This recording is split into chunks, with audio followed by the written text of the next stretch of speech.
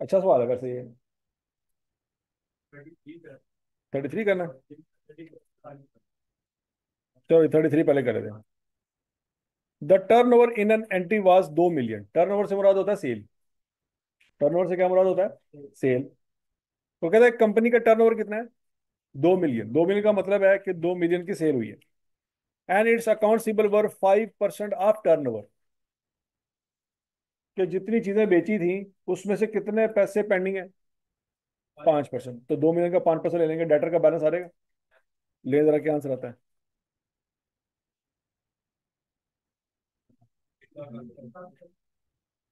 क्या आने वाली? 1 लाख आंसर आ जाएगा। ये सेल समझ आ गई आपको? 2 मिलियन। ये 1 लाख का बैलेंस समझ आ गया आपको? डेटर का बैलेंस कितना है? 1 लाख। आगे। The entity wish to have an allowance for doubtful data 4% of receivable. अब रिसीवेबल का 4% ले लें तो अलाउंस का बैलेंस आ जाएगा। वो कितना आ जाएगा? 4,000। How will the profit for the period affected by the, अच्छा, which would make the allowance 1/3 higher than the current allowance. Current allowance का मतलब है ब्रॉडन बैलेंस। करंट अलाउंस का मतलब क्या है बच्चों?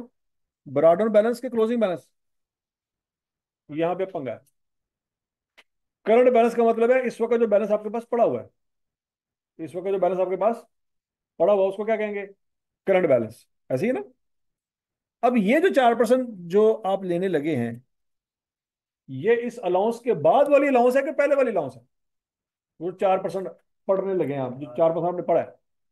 बस आपने मुझे बताना इन दोनों में से पहले वाली कौन सी और बाद वाली कौन सी।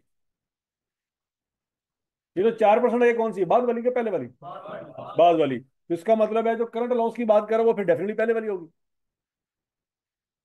ओपनिंग क्लोजिंग आपको क्लियर नहीं है, चलो ठीक है, मारो गोली। ये तो आप तय कर सकते हो ना कि पहले वाली कौन सी और बाद वाली कौन सी। तो सीधी सी बात है, जो पहले वाली है वो ब्रॉडन होगी, और जो बाद वाली है वो क्या होगी? कैरडन होगी। पॉइंट समझ आ गया सबको? अच्छा। अब उसने आपको ब्रॉड डाउन नहीं दी, ब्रॉड डाउन की वैल्यू नहीं दी, क्लोजिंग की वैल्यू निकाल सकते हैं आप। क्लोजिंग वैल्यू कितनी है? 4,000। अब आपके पास क्लोजिंग वैल्यू आ गई, ब्रॉड डाउन की वैल्यू उसने नहीं दी, लेकिन उसने आपको एक इशारा दिया। इशारा क्या दिया है? कि भाई ये जो आपने 4,000 निकाला है ना, ये ओपनिंग अलाउंस का 1/3 हायर है। हायर है कि लोअर है? तो यहां से एक बात और भी समझ आ गई कि ओपनिंग अलाउंस जो भी होगी वो 4,000 से नीचे ही होगी। वो 4,000 से नीचे ही होगी और अलाउंस में इजाफा ही हुआ है। साधारण अल्फाज में जो आपको 1/3 दे रहा है ना, वो इजाफा दे रहा है। क्या दे रहा है? कि इजाफा कितना हुआ है? 1/3। लेकिन ओपनिंग बैलेंस उसने आपको नहीं बताया। तो बच्चों एक सिंपल सा तरीका छठी सातवीं आठवीं नौवीं 10वीं से करते आ रहे हैं। जो वैल्यू पता नहीं है, let's assume it is x. यही करते हैं बचपन से, वही करेंगे आज भी। Let's assume opening allowance is x. ठीक हो गया जी? इंक्रीज कितना हुआ है? 1/3। तो जो इंक्रीज हुआ है वो 1/3 एक्स हो जाएगा, is equal to closing allowance. और क्लोजिंग अलाउंस कितना है? 4,000। तो आपके पास एक्स की वैल्यू निकल आएगी। और एक क्वेश्चन समझ आ रही है कि नहीं समझ आई? बच्चों ये क्वेश्चन बनती है, x plus 1/3 x is equal to 4,000। तो यहां से एक्स निकालो। अभी ये कर लें तो समझ आ गया है कि अगर इस तरह का सवाल आ जाए जिसमें आई कैप, देखिए मैंने आपको बताया आई कैप के पास इस पूरे टॉपिक में 3 चीजें हैं पूछने के लिए। क्या? प्रॉफिट लॉस की फिगर बता दो, अलाउंस की फिगर बता दो, डेटर की फिगर बता दो। चौथा कोई सवाल है ही नहीं उसके पास। तो फिर वो क्या करेगा? इन्हीं में वेराइटियां लेके आएगा। तो एक वेराइटी ये है कि ओपनिंग बैलेंस उसने नहीं दिया। ओपनिंग बैलेंस नहीं दिया, ओपनिंग बैलेंस के बारे में इशारा दे रहा है। तो कोई मसला नहीं है, हमें छठी सातवीं आठवीं नौवीं 10वीं में अलजबरा आता होता था, उसी को इस्तेमाल करेंगे कि क्वेश्चन बना लेंगे। Opening plus increase is equal to closing. Opening कितना है पता नहीं, एक्स। इंक्रीज कितना हुआ? 1/3 एक्स। इज इक्वल टू किसके बराबर रखना है? क्लोजिंग के। क्लोजिंग है, हाँ जी है, कितना? 4,000। तो बच्चों वहां से एक्स वैल्यू क्या निकल आएगी? आवाज नहीं आई? तो अब ओपनिंग बैलेंस 3,000 है, क्लोजिंग बैलेंस 4,000 है। इजाफा कितना हुआ? 1,000। अब चेक कर लो क्या ये 1/3 बनता है कि नहीं बनता? यही उसने कहा था, यही कहा था ना उसने कि 1/3। तो 3,000 का 1/3 लेके देखो 1,000 बनता है कि नहीं बनता। अच्छा, उसने मांगा क्या था? How will the profit for the period affected by the change in allowance. वो कहता है प्रॉफिट पे क्या इंपैक्ट आएगा। जितना अलाउंस में इजाफा होगा उतना बैडर्स में इजाफा होगा, जितना बैडर्स में इजाफा होगा उतना प्रॉफिट में कमी आएगी। सीधी सी बात है। तो हम कहेंगे profit will be reduced by 1,000। हजम शुद। क्वेश्चन नंबर 33 सबको समझ आ गया। अब 34 की बात करते हैं। The allowance for doubtful debt in the ledger of boom boom trader at 31 October 2021 was 9,000। Allowance का बैलेंस उसने दे दिया। अब बोलो तो सही, ओपनिंग है कि क्लोजिंग है? ओपनिंग है। कैसे पता लगा? है यहाँ पे उसने 21 लिखा हुआ है।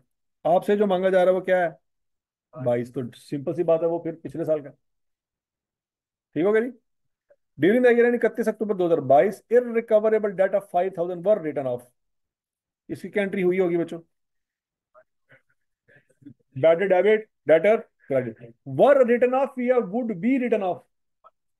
क्या मतलब है? कर चुके हैं हम, दोबारा नहीं करना। डेटर में से माइनस कर चुके हैं, अब दोबारा डेटर में से माइनस नहीं होंगे। Account receivable balance eight 31 October 2022 वर 1,20,000। अब ये 5,000 इस 1,20,000 में से माइनस हो चुके हैं या अभी करने हैं? ये बात याद रखनी। It was decided to write off और वर रिटर्न ऑफ, इस अंग्रेजी में फर्क समझ आ रहा है? अच्छा जी। And BBT policy is to have a general allowance of 5%। What is the general allowance कितनी है बच्चों? 5%। What is the charge for bad and doubtful debt expense on the statement of profit loss for the year end 31 October 2022। वही once again आपसे पूछ रहा है कि बताओ प्रॉफिट लॉस की फिगर क्या होगी। आज जाके घूम घुमा के उसके पास यही दो तीन चीजें हैं। समझ आ रही बात?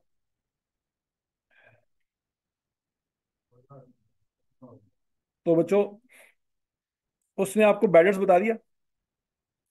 बैडेट कितने आ रही? अगर हम बैडेट का अकाउंट बनाएंगे तो उसमें ऑलरेडी जो आ रहा होगा वो कितना आ रहा होगा? 5,000। और अगर हम अलाउंस का अकाउंट बना रहे होंगे, ओपनिंग बता दी उसने कितनी है? 9,000। क्लोजिंग निकाल लेंगे। 1,20,000 का क्या करेंगे? 5% लेंगे, क्या आ जाएगा? इजाफा हुआ कमी हुई? तो इस साइड पे आएगा, इस साइड पे आएगा। तो प्रॉफिट लॉस में जाने वाली फिगर कितनी है? 2,000। ए ऑप्शन बनती। इसमें क्या मसला था? किसने पूछा था सवाल? होने वादा नहीं कहे, मुकर गए सारे। हाँ जी, आपने पूछा था। हाँ, 35 भी कहा था, लेकिन वो चलो आपने करवा दिया तो खैर। 35। During the year 31 December 2019 Faisal trader turn over total 3 million. Turn over का क्या मतलब है? टोटल सेल पूरे साल की 3 मिलियन। इट्स अकाउंट सीबल amounting to 4% of turnover. तो उसका 4% ले लेंगे तो डेटर का बैलेंस आ जाएगा, कितना आता है? 1,20,000। क्या ये बात समझ आ गई थी? F T wish to maintain its doubtful debt allowance 3% of account receivable. वो कहता है इसका ले लें 3%, अलाउंस आ जाएगा कितना आ जाएगा? 3,600। तो क्लोजिंग बैलेंस आ गया आपका 3,600। क्लियर? अच्छा जी। And discovers that the allowance as a result is 25% higher than it was a year before. यही सवाल 33 में भी था। बस फर्क यह है कि वहां पे उसने 1/3 यूज किया है और यहाँ पे उसने 25% यूज किया। बात समझ लगी है? वहां पे उसने रेशो यूज की है, यहाँ पे उसने परसेंटेज यूज की है। कंसेप्ट वही है। अब वंस अगेन आप अज्यूम करें। Let's assume opening allowance is x. Opening allowance क्या है? इजाफा कितना हुआ? 25% ऑफ एक्स। तो वो हो जाएगा 0.25x is equal to closing allowance. Closing allowance आपके पास है कितनी है? 3,600। वो उसको इक्वेशन को सॉल्व करेंगे, एक्स की वैल्यू आ जाएगी। निकालें। 2,880। 2,880 सबको समझ आ गया जी? अब बोलो तो सही।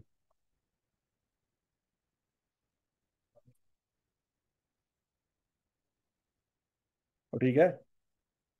तो बच्चों बैड डेट्स में जो इजाफा हुआ है वो कितना हुआ है? 720 का। वो 720 बैडर्स में डेबिट साइड में रिकॉर्ड करेंगे। तो क्लियर है? अच्छा आगे पढ़ते हैं। During the year specific irrecoverable debts were 3200, वो भी यहाँ पे आ जाएंगे। Were written off and irrecoverable debts written off 3 years previously off 150 were recovered.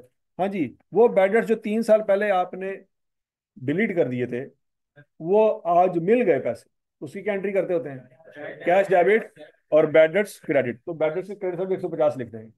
तो सारा कुछ लिखने के बाद प्रॉफिट लॉस की फिगर आ जाएगी आपके पास, 3770। हाँ जी, इसमें क्या मसला था? हाँ जी, 35 का था आपने, है मसला बताया ना सर, इसमें क्या था? अंग्रेजी?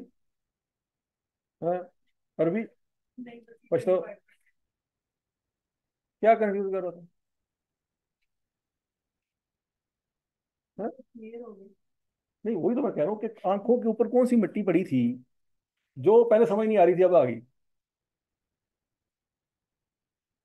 ठीक है जी। तो मैं आपको पहले भी बता चुका हूँ, हमेशा से आपका मसला अंग्रेजी है, अकाउंटिंग नहीं है।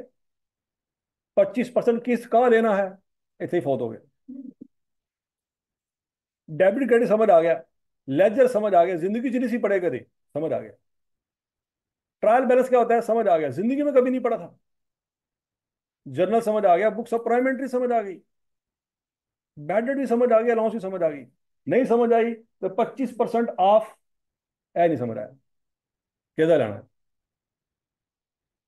हालात चेक करो इसको हम। तो जब भी अकाउंटिंग में कोई मसला हो तो ये समझना है कि अकाउंटिंग में मसला नहीं है, अंग्रेजी में मसला है। और मजे की बात यह है, अगर अकाउंटिंग उर्दू में होती तो और बड़ा मसला होता। वो तो शुक्र है कि अभी अंग्रेजी में है। आपने कभी इकोनॉमिक्स उर्दू में इमेजिन किया? इकोनॉमिक्स की अंग्रेजी को आप गूगल पे ट्रांसलेट करना, और जो उर्दू आएगी ना वो बोल के दिखा देना क्या लिखा हुआ है। रसद की लचक, इसको अंग्रेजी में क्या कहते हैं पता ही नहीं। और समझ आ रही बात? रसद किसको कहते हैं? रसद, रसद सप्लाई को कहते हैं। डिमांड की उर्दू में क्या मतलब है? तलब, तलब की लचक, रसद की लचक। ठीक है जी। इलास्टिसिटी ऑफ डिमांड पढ़ा हुआ है, तो उर्दू में बोला भी नहीं जा रहा। ये शुक्र करो अंग्रेजी में है। ठीक है जी। इतना सब कुछ उतल पतल होया होना सी, हर दूसरा बंदा मिर्जा गालिब बने होना सी अगर इकोनॉमिक्स उर्दू च पढ़ लेंदा।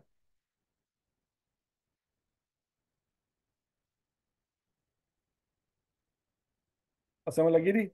अब ये कर लोगे सवाल बच्चों? अच्छा जी, आज हमने अगला टॉपिक करना है। कौन सा करें, कौन सा करें, कौन सा करें?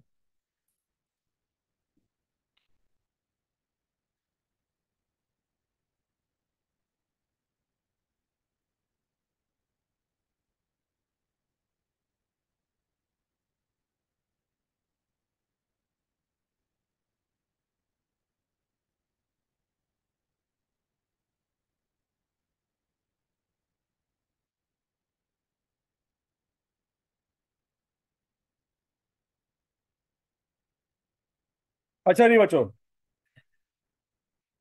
आज हमने टॉपिक पढ़ना है जी डेप्रिसिएशन।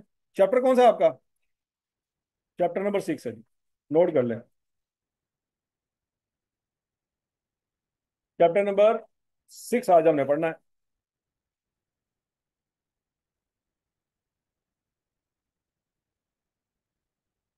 एसिड की डेफिनेशन मैंने आपको शुरू शुरू में बचपन में लिखवा दी थी, याद है? क्या डेफिनेशन थी? हर वो चीज जिसका फ्यूचर में फायदा हो, हर वो चीज जिसका फ्यूचर में फायदा हो, वो क्या है? आपके हाथों में बॉल पॉइंट है, ये क्या है? आपके पास रजिस्टर है, ये क्या है? आपके पास पीआरसी की बुक है, वो क्या है? इन सब का फ्यूचर में फायदा होना है। हाँ जी। आई टू बी की बुक क्या हो गई अब? वो समझ लगी थी। अगर पे रिजल्ट चंगा आया थे, वो एक्सपेंस से दोबारा एसेट बन सकता है? नहीं बात लगी, ठीक है जी। तो हमेशा दुनिया में ऐसे ही होता है कि कोई चीज एसेट से एक्सपेंस में कन्वर्ट हुई है, ये इनकलाब आप बर्पा करेंगे, कैसे किसी चीज को एक्सपेंस से वापस एसेट में कन्वर्ट करेंगे, ठीक है जी। तो तारीख को आप बदल सकते हैं, कोशिश करें कि ना ही बदलें, लेकिन तारीख बदली भी जा सकती है। बर एसेट क्या है जी? Any resource from which future benefit are expected, हर वो चीज जिसका फ्यूचर में फायदा होगा। कन्फर्म है 100% के होगा? नहीं, एक्सपेक्टेड। एक्सपेक्टेड से क्या मुराद है? उम्मीद है कि होगा। देखें, आपको पता अच्छी तरह से कि जो बाल पड़ा एसेट है, लेकिन ये आपके हाथों में ही खत्म होगी, आज तक नहीं आपने ऑब्जर्व किया, या गुम जाती है, या कोई दोस्त ले जाता है, फिर याद नहीं आता कि किसको दी थी, ठीक है जी। तो बाल पड़ कभी खत्म होते हमने नहीं देखी। ये गोल्डन मौका हमारी जिंदगी में कभी नहीं आया। आया? वो कैसे होर दी तो मुकाई होनी है, अपनी नहीं मुकदी, लिखा ही नहीं जाता, ठीक है जी। बर एसेट, एसेट की डेफिनेशन तो क्लियर है ना सबको? अब एसेट बच्चों आज हम पढ़ने जा रहे हैं कि दो तरह के होते हैं, टेंजिबल और इनटेंजिबल। टेंजिबल वो है जिनकी कोई फिजिकल फॉर्म होती है, जो नजर आते हैं, जिनकी कोई वेटेज होती है, स्पेस होती है, वॉल्यूम होता है, उसको क्या कहते हैं? टेंजिबल। ये फर्नीचर क्या है? टेंजिबल। बिल्डिंग, एसी, पंखे, प्रोजेक्टर, लैपटॉप, मोबाइल, ये सारे के सारे क्या हैं? टेंजिबल। इनटेंजिबल कौन से होते हैं? ऐसे एसेट जिनका फ्यूचर में फायदा तो होगा, लेकिन वो आप उसको फील नहीं कर सकते, उसकी कोई फिजिकल वॉल्यूम नहीं होगा, उसका कोई वेट नहीं होगा। बात समझ आ रही कि नहीं आ रही? अब आपके दिमाग में कीड़ा आ रहा है कि सर उसका वॉल्यूम तो होता है, असि मूवी कॉपी करी दी है 3 GB दी, वॉल्यूम तो है उसका। बात से लगी नहीं, उस वॉल्यूम की बात नहीं हो रही, ठीक है जी। वॉल्यूम, 3 डायमेंशनल जो स्पेस है, वो उसने कितनी कवर की। यूएसबी जब लैपटॉप पे लगा रहे थे तो पहले यूएसबी का वेट किया था, कितने ग्राम था। जब उसमें हमने डाटा कॉपी किया, बाद में वेट किया था, वेट बढ़ गया।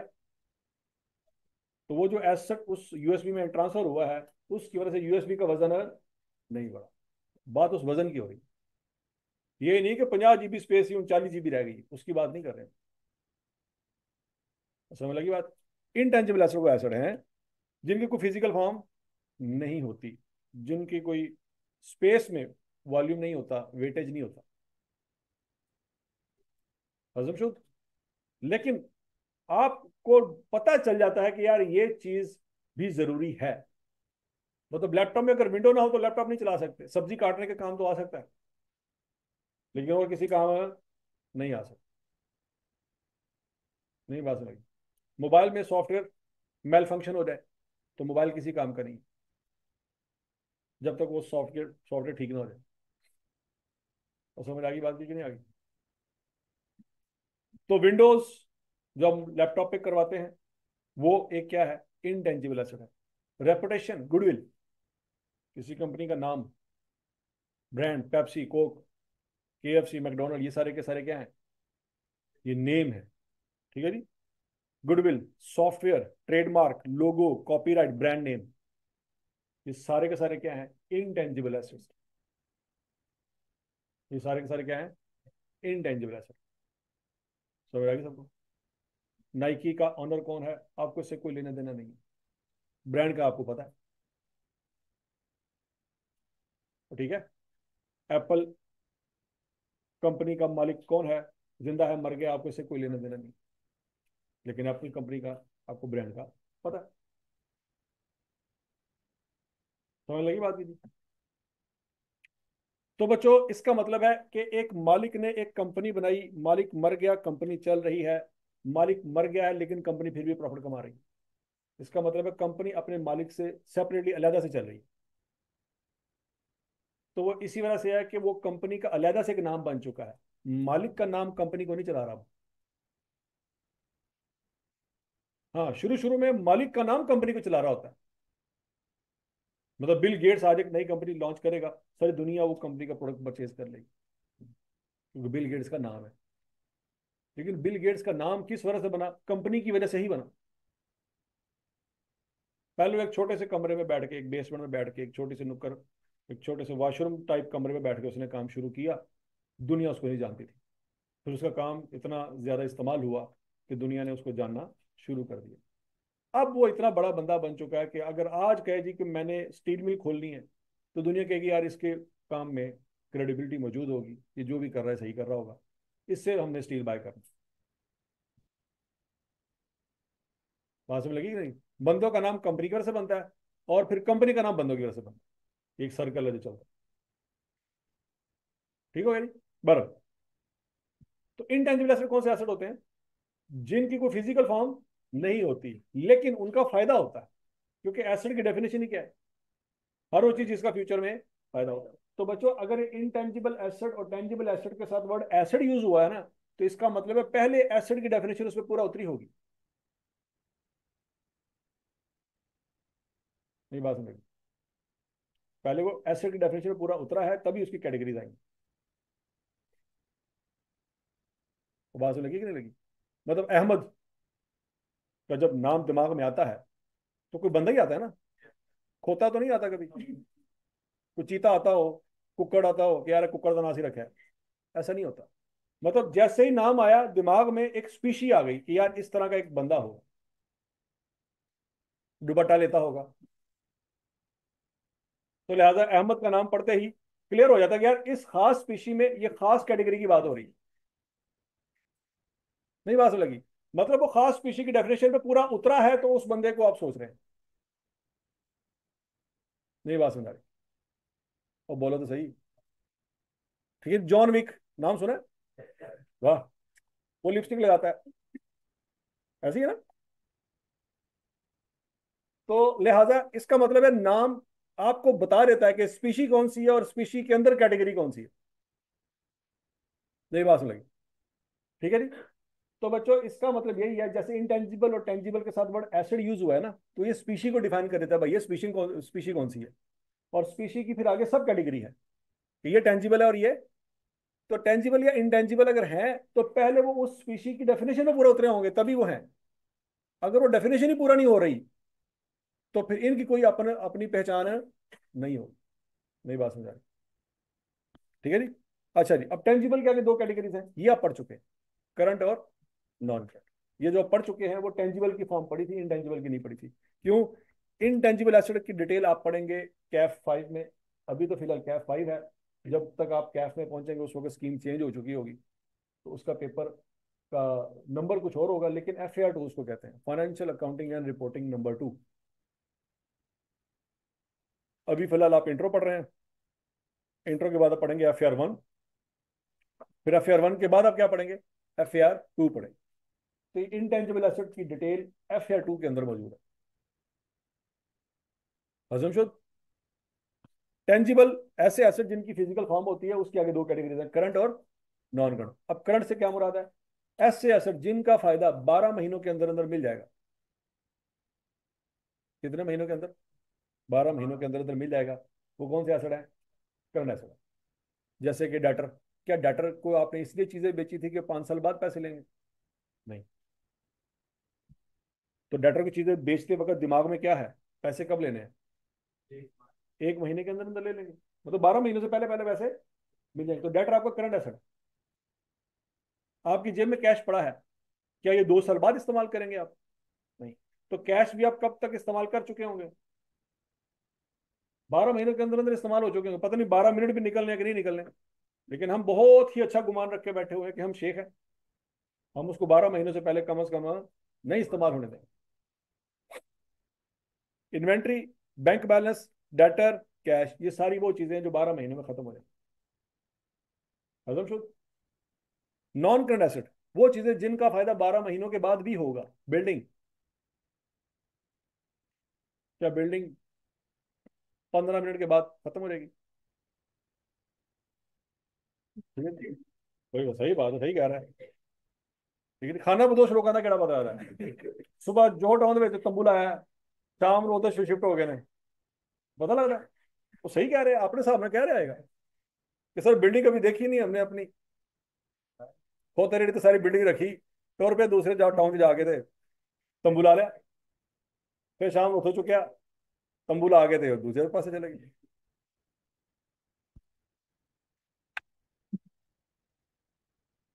और समझ लगी बात है? Land, building, plant, equipment, furniture and fixer. Fixer मैंने आपको बता दिया, तो फिक्सर क्या होता है? ये व्हाइट बोर्ड क्या है? ये फिक्सर है। मतलब है तो ये लकड़ी, लेकिन ये दीवार में फिक्स हुई पड़ी है, तो इसको हम फर्नीचर नहीं कहते, इसको क्या कहते हैं? ये फिक्सर। अच्छा बच्चों, अब टेंजिबल में भी फिर आगे दो कैटेगरीज हैं, सॉरी, नॉन करंट में भी आगे दो कैटेगरीज हैं। कौन कौन सी? डेप्रिशिएबल और नॉन डेप्रिशिएबल। डेप्रिशिएबल वो एसेट होते हैं जो वक्त गुजरने के साथ साथ खत्म हो जाएंगे, और नॉन डेप्रिशिएबल जो वक्त गुजरने के साथ खत्म नहीं होंगे।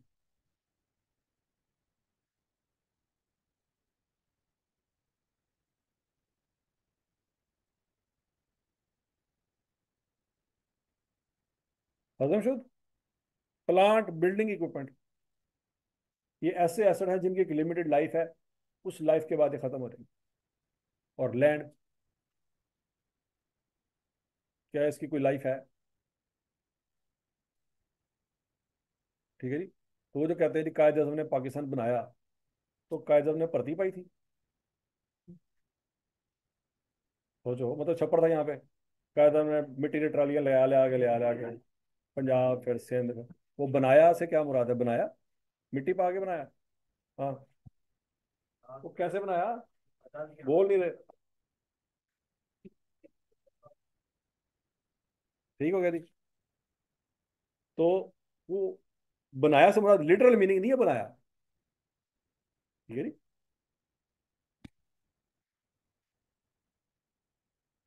अच्छा जी बच्चों, अब हम बच्चों आज जो बात करने जा रहे हैं ना, वो बात करने जा रहे हैं डेप्रिशिएबल एसेट्स की। अब इसको हम डिटेल में अगर हम देखें, ये depreciable, non current, tangible asset है। पूरा नाम क्या बनता है इनका? Depreciable, non current, tangible asset, ये कंप्लीट नाम बनता है। ठीक है जी। तो हम इतना कंप्लीट नाम नहीं लेते, स्पेसिफिक तो यही बनता है। लेकिन अगर कोई इतना बंदा इतना बड़ा नाम ले तो क्या यार, तो पागल है यार। डिटेल में जाएंगे तो यही बनता है, डेप्रिशिएबल, नॉन करंट, मतलब करंट एसेट में डेप्रिशिएबल एसेट नहीं होते, करंट एसेट में डेप्रिशिएबल नहीं होते। डेप्रिशिएबल किस में होते हैं? Non current. और नॉन करंट किस में होते हैं? टेंजिबल। और टेंजिबल किस में होते हैं?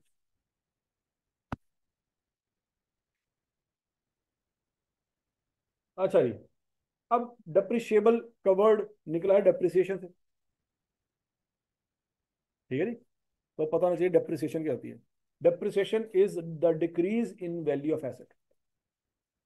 किसी भी चीज की वैल्यू में कमी आ जाना, उसको क्या कहते हैं? डेप्रिसिएशन। आपने मोबाइल लिया, साल इस्तेमाल किया, इस्तेमाल करने के बाद आप मोबाइल बेचेंगे, उतने पैसे मिलेंगे, तो मोबाइल की वैल्यू में क्या हुआ? कमी हो गई। उस कमी को अकाउंटिंग में हम क्या कहेंगे? डेप्रिसिएशन। ठीक है जी। अगर हमने सीए की ये क्लास ना ली होती, और हमारे सामने सिचुएशन होती कि मोबाइल लिया था, साल बाद उसकी वैल्यू में कमी आ गई, तो हम उसको ये ऐसे ही कहते हैं कि कमी आ गई, मोबाइल की वैल्यू क्या हो गई? कम हो गई। लेकिन अब हम क्या कहेंगे? ये डेप्रिशिएट हो गया। तो यहां से पता चलेगा बंदा कोई अकाउंटिंग दी क्लास ले रहा है। मतलब आपके वर्ड क्या हो रहे हैं? चेंज हो रहे हैं, आहिस्ता आहिस्ता आपकी लैंग्वेज क्या हो रही है? चेंज हो रही है। नई बात समझ आ रही? तो डेप्रिसिएशन क्या आ रही? अब मोबाइल की कीमत में तो कमी आनी ही आनी है। पॉइंट ये है कि आपने उस कमी को रिकॉर्ड कैसे करना है। आपने उस कमी को रिकॉर्ड कैसे करना, क्योंकि अकाउंटिंग में तो आपने एंट्री करनी है। मैंने कहा कि कोई भी इवेंट, कोई भी वाक्य अगर मैं आपसे डिस्कस करूंगा, तो आपने उस वाक्य में से क्या निकालना है? एंट्री निकालनी है कि सर ये एंट्री दसो की होनी है, सी अकाउंटेंट ना। नहीं बात समझ? तो कोई भी टॉपिक आपसे डिस्कस किया जाएगा, एंड रिजल्ट यही है कि सर ये एंट्री क्या है। क्योंकि हम अकाउंटेंट है, हमने डेबिट क्रेडिट की लैंग्वेज में बात करनी है, बात खत्म। तो पर पहले हम टॉपिक पढ़ेंगे, फिर उसके बाद उसकी एंट्री भी देख लेते हैं। डेप्रिसिएशन क्या है? Systematic allocation of the depreciable amount of an asset over it's useful life, ये उसकी डेफिनेशन है। अब इस डेफिनेशन में कितनी चीजें आ रही हैं बच्चों?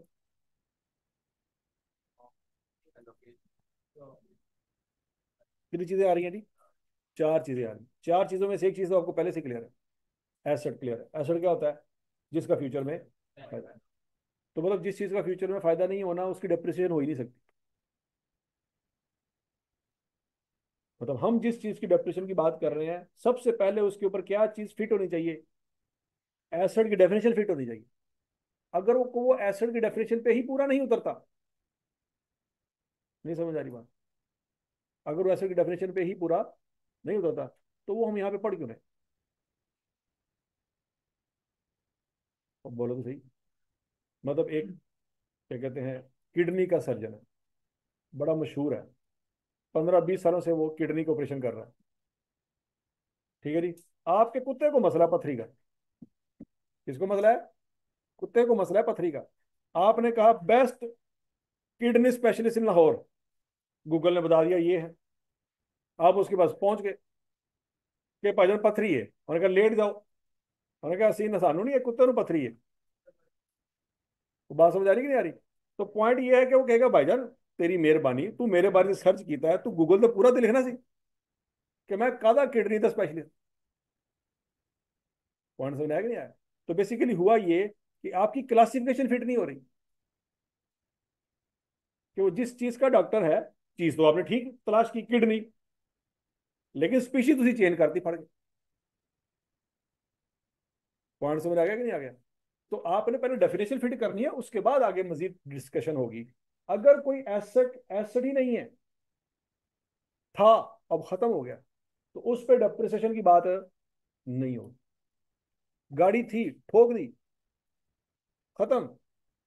अब उसके ऊपर डेप्रिसिएशन की डिस्कशन करेंगे? वो नहीं हो सकती, खत्म होगी सोई। समझ लगी बात है? तो यहाँ पे चार चीजें हैं, इस डेफिनेशन में कितनी चीजें हैं? ये चारों चीजें समझ आ गई, डेफिनेशन समझ आ गई। सबसे पहले एसेट डेफिनेशन क्लियर है। अब दूसरी चीज बात करते हैं कि यूजफुल लाइफ क्या है। यूजफुल लाइफ को देखते हैं बच्चों। यूजफुल लाइफ का मतलब यह है कि आपने अगर एक मोबाइल लिया है, कितने साल तक इस्तेमाल करने का इरादा है। फर्ज करें आपने मोबाइल लिया, आप कह रहे सर मैंने 3 साल इस्तेमाल करा, 3 साल बाद बेच दूंगा। इसका मतलब उसकी यूजफुल लाइफ क्या है? 3 साल। लेकिन जरूरी नहीं है कि यूजफुल लाइफ खत्म होने के बाद मोबाइल का बेड़ा गर्क हो गया। नहीं। जो आप किसी और को बेचेंगे तो अगला पागल है, अगला क्यों ले रहा है? उसके भी तो किसी फायदे का होगा ना, तभी तो उसके पैसे दे रहा है। नहीं समझ रही? अगर तो मोबाइल से 1 रुपए का भी फायदा अब नहीं निकल सकता, तो अब बेच किसको रहे? और जिसको बेच रहे हैं वो पागल है, वो उसके पैसे क्यों दे रहा है? इसका मतलब है कि अब वो उस मोबाइल को इस्तेमाल करेगा 1.5-2 साल। तो आपके नजदीक यूजफुल लाइफ उसकी 3 थी, अब उसके नजदीक यूजफुल लाइफ उसकी 2 साल होगी, क्योंकि उसने अब उसको 2 साल मजीद चलाना। समझ आएगी बात? तो यूजफुल लाइफ से मुराद यह है कि आप उसको कितने साल इस्तेमाल करने का इरादा रखते हैं। और जरूरी नहीं है कि किसी चीज की यूजफुल लाइफ उसकी टोटल लाइफ हो। टोटल लाइफ कुछ और है, यूजफुल लाइफ कुछ और है। यहां पे हम कौन सी लाइफ की बात करने जा रहे हैं? यूजफुल लाइफ की बात करने जा रहे हैं, टोटल लाइफ की बात नहीं करने। ठीक है। मतलब आपने देखा होगा कि आपको 1950 के जमाने की भी गाड़ी नजर आ जाती होगी कभी कभी रोड पे। वैसे तो इस तरह की गाड़ियां खत्म हो गई हैं, लेकिन वो कैसे बची हुई है? तो बाकियों ने एक खास टाइम के लिए गाड़ी इस्तेमाल करके बेच दी होगी, उन्होंने आगे बेच दी होगी, उन्होंने आगे कबाड़ियों को दे दी होगी, लेकिन ये वाली गाड़ी भी बची हुई है। 70 साल गुजर गए उस गाड़ी को, लेकिन आज भी रोड पे है। तो इसका मतलब है इन लोगों के नजदीक यूजफुल लाइफ कुछ और है। तो यहाँ पे हम टोटल लाइफ की बात नहीं कर रहे हैं, किसकी बात कर रहे हैं? Useful life. और यूजफुल लाइफ कंपनी की पॉलिसी के ऊपर डिपेंड करती है। मतलब समटाइम कंपनी सोचती है कि यार हमने अपने डायरेक्टर्स को गाड़ियां लेके देनी है। कितने डायरेक्टर हैं? 10। कितनी गाड़ियां आएंगी? 10। ओके। फिर 5 साल गाड़ियां चलाई, फिर 5 साल बाद गाड़ियां चेंज कर। तो क्या गाड़ी की लाइफ 5 साल है? नहीं, गाड़ी तो 100 साल भी चल सकती है अगर संभाल के रखी हो, मेंटेन की हो। लेकिन कंपनी कहती है कि यार 5 साल से ऊपर गाड़ी नहीं रखेंगे, इसमें फिर हर महीने कोई ना कोई काम निकल आएगा। 5 साल के बाद गाड़ियों में मसले आना शुरू हो जाते हैं। नहीं बात लगी। तो डायरेक्टर की मीटिंग है जी, डायरेक्टर साहब नहीं पहुंचे, क्यों नहीं पहुंचे? और रात में जनाब उन्होंने फलां मसला हो गया सी तो वो वर्कशॉप गए हुए। वो कहते यार मीटिंग करनी है और वर्कशॉप होते हुए मीटिंग 2 करोड़ रुपए दी है, वर्कशॉप के तो कम 10,000 है। वो कहेंगे यार ये 10,000 के कम पीछे सी सारे डिसीजन सी साढ़े पेंडिंग पे हुए। उस वक्त फिर गाड़ी मैटर नहीं करती। फैसले जो वक्त पे करने थे, उससे हमारी जो डील होनी थी फलां कंपनी के साथ, इतनी इंपॉर्टेंट डील थी हमारी, वो सारा चीफ एग्जीक्यूटिव ही गायब है। किस वजह से जी? गाड़ी में कोई मसला आ गया, वर्कशॉप पे खड़ा। तो कंपनी कहती है यार गाड़ियां इतनी कीमती नहीं है जितने फैसले टाइम पे होना कीमती थे। गाड़ियां चेंज करो सारे नहीं। बात समझ लगी है? तो बड़ी बड़ी कंपनियां जो होती हैं, वो अपने जो सीनियर तरीन जो बंदे होते हैं उनकी गाड़ियों का क्या करते हैं, एक पॉलिसी बनाते हैं कि यार ऐसा कोई हरकत ना होए कि एन टाइम जो मीटिंग होनी होए पता लगे जो फलां डायरेक्टर की गाड़ी खराब हुई गई। ये कोई चक्कर नहीं।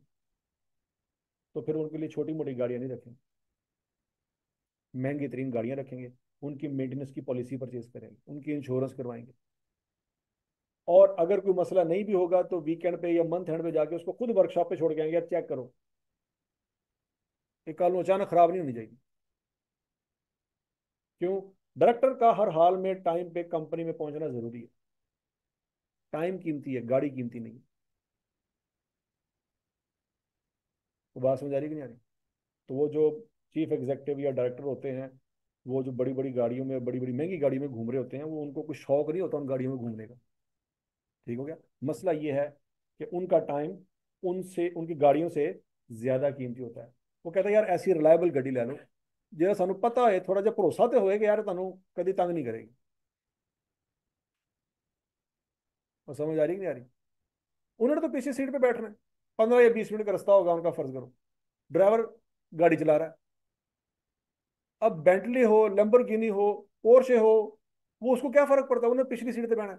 तो हो सकता है तो पीछे तकिया रख के बैठा है। बात समझ आ रही कि नहीं आ रही? उसको गाड़ी का, उसने गाड़ी का कोई उसको क्रेज नहीं है, उसको गाड़ी को चलाने का फायदा भी कोई नहीं। चला तो ड्राइवर ने, मौजा तो ड्राइवर दी लगी है।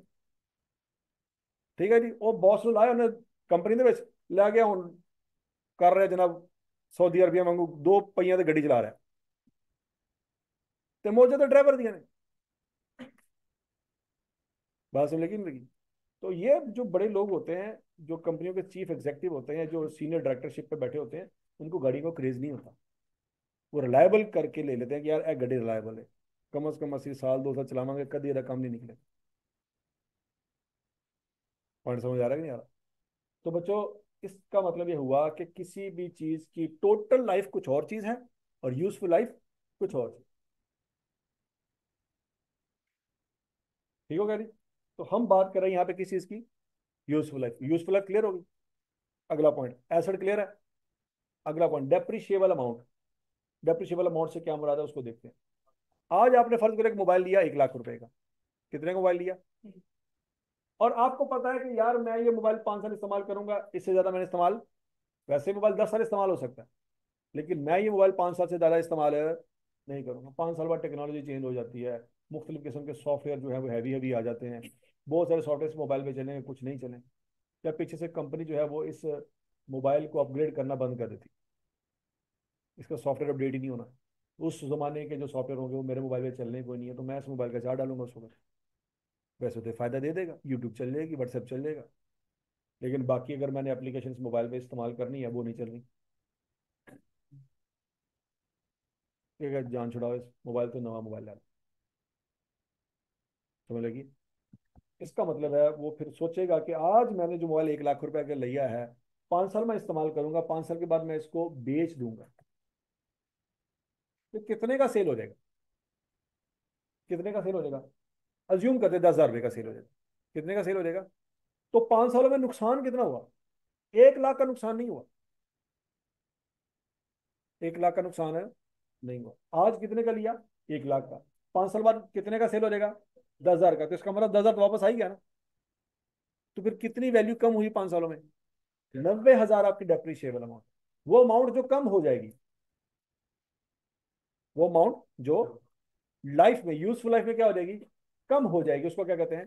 Depreciable amount. डेप्रिशिएबल अमाउंट का फार्मूला क्या होगा बच्चों? कॉस्ट माइनस स्क्रैप वैल्यू या रीसेल वैल्यू जो भी है। डेप्रिशिएबल अमाउंट का फार्मूला समझ आ गया? आज कितने का लिया मोबाइल? 1 लाख का। 5 साल बाद कितने का सेल हो जाएगा? 10,000 का। तो कितनी कमी आई? 90,000। और 90,000 को क्या कहेंगे? Depreciable amount. उसका फार्मूला क्या है? Cost minus scrap value. Scrap value को वर्ड इसलिए यूज किया बच्चों कि हम वो वैल्यू लेंगे जो 5 साल बाद जाके सेल होनी है, नहीं कि 2 महीने बाद सेल करती। नहीं बात लगी?